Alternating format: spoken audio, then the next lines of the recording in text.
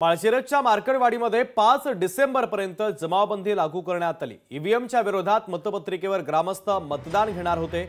मार्कडवाडी येथे उद्या हे बॅलेट पेपरवर अभिरूप मतदान होणार होतं। कायदा सुव्यवस्था राखण्यासाठी प्रशासनाने मार्कडवाडी येथे महत्त्वाचं पाऊल उचललंय। तर मार्कडवाडीमध्ये आजपासून जमावबंदी लागू करण्यात आलेली आहे। त्यामुळे आता उद्या ग्रामस्थ कशा पद्धतीचा निर्णय घेतात हे पाहणं देखील तितकंच महत्त्वाचं असेल।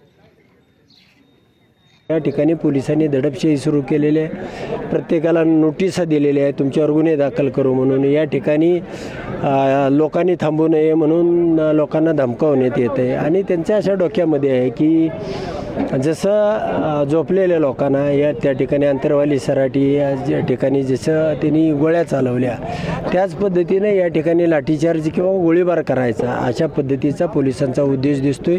तशी फोर्स मागवलेली त्यांनी दिसते। बघूया काय होतंय ते। मी त्यांना चॅलेंज करू शकतो मार्कडवाडी सगळ्या ग्रामस्थांच्या वतीनं फक्त 3 कोटीचं काम आम्हाला दाखवायचं, फक्त केलेलं 3 कोटीचं। पुढच्या 5 वर्षाचा आराखडा दिला काय आम्हाला काढून 22 कोटीचा। म्हणजे आम्हाला काय करायची गरज नाही। आता आयतच आलेल्या पैशात आम्ही संपवत बसायचं आहे। 22 कोटी रुपये कुठं आहेत? 22 कोटी रुपये काय केलंय 22 कोटीचं?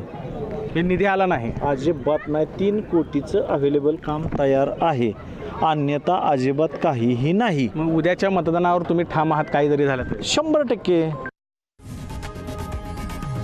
लोकशाही मराठी ऐका, पहा, जागरूक रहा।